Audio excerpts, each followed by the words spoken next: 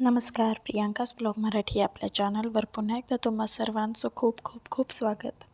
आजची आपली जी रेसिपी आहे ती अतिशय सोपी, चविष्ट आणि हेल्दीसुद्धा आहे.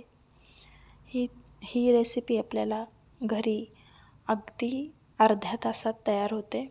आजची आपली रेसिपी आहे सँडविच ढोकळा, तोसुद्धा डाळ आणि तांदूळ वापरून. चला तर मग अशा मस्त अशा रेसिपीला सुरुवात करूया. इथे मी एका बाउलमध्ये 1 कप तांदूळ घेतलेले आहेत. हे तांदूळ आपण इडलीसाठी जे तांदूळ वापरतो ते घ्यायचे आहेत. इंद्रायणी तांदूळ घ्यायचे नाही.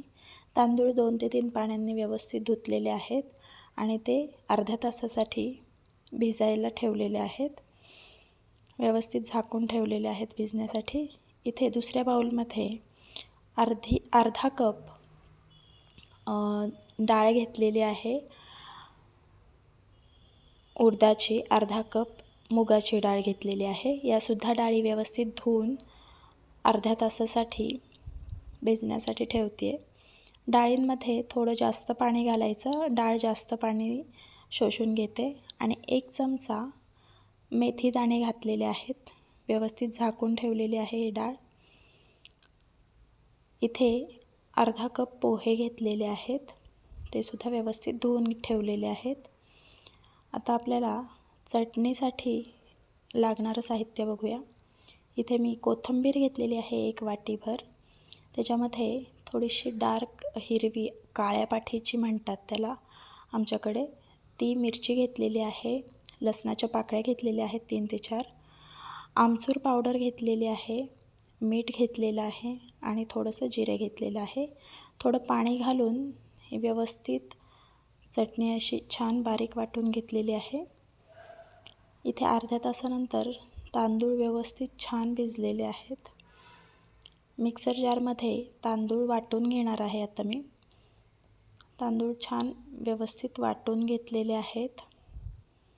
अशा प्रकारे डाळसुद्धा याच मिक्सर जारमध्ये डाळ दोन्ही प्रकारची वाटून घेतलेली आहे. अशा प्रकारे आता हे मिश्रण व्यवस्थित एकजीव करायचं आहे आपल्याला. हे भिजलेले पोहेसुद्धा मिक्सर जारमध्ये 2 चमचे दही घालून व्यवस्थित बारीक करून घ्यायचं आहे. दही थोडंसं आंबट घ्यायचं आहे आपल्याला.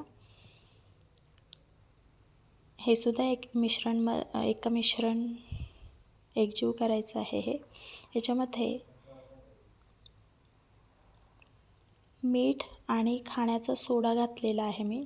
तुम्ही इनो फ्रूट सॉल्टसुद्धा वापरू शकता. एकजीव केलेलं आहे सगळं मिश्रण. आता इथे मी या टीनमध्ये तेल लावून या टीनला ग्रीस करून घेते. आता आपण जे ढोकळ्यासाठी मिश्रण तयार केलेलं आहे त्यातलं अर्धं मिश्रण मी या टीनमध्ये घालून घेते. तुम्ही टीनऐवजी कोणतंही दुसरं भांडं वापरू शकता. त्याला तेल लावून ग्रीस करून घ्यायचं आहे. इथे गॅसवर कढई ठेवलेली आहे. कढईमध्ये पाणी आणि स्टँड ठेवलेलं आहे गरम होण्यासाठी. आता अशा प्रकारे हे 5 मिनटं व्यवस्थित झाकून ठेवते.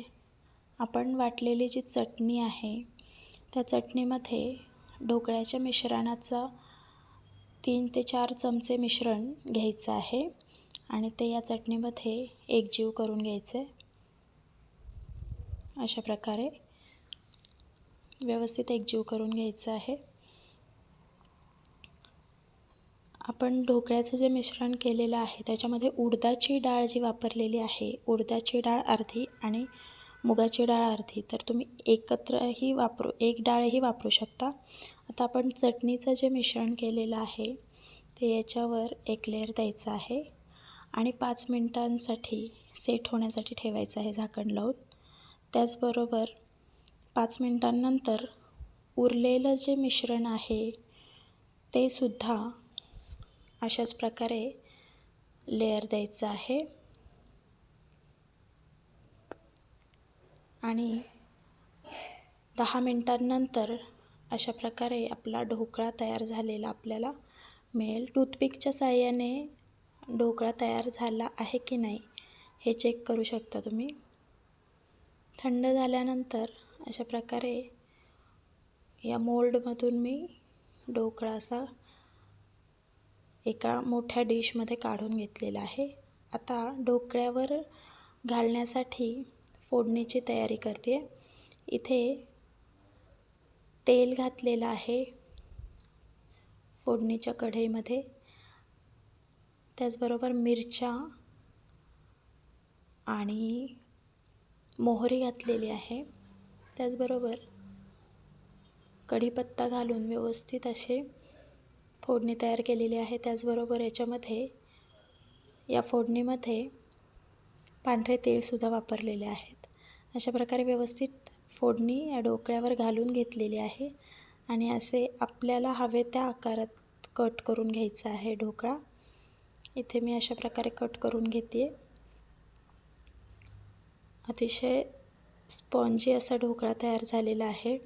तुम्ही नक्की ट्राय करा. प्रियांकाज ब्लॉग मराठी या चॅनलला लाईक, शेअर आणि सबस्क्राईब नक्की करा. अशा प्रकारे स्पॉन्जी असा ढोकळा तयार झालेला आहे. आपल्या चॅनलवर तुम्हाला अशा चविष्ट आणि चमचमीत रेसिपीज कशा तयार करायच्या कमी साहित्यामध्ये किंवा घरगुती साहित्यामध्ये ते पाहायला मिळेल. थँक्यू.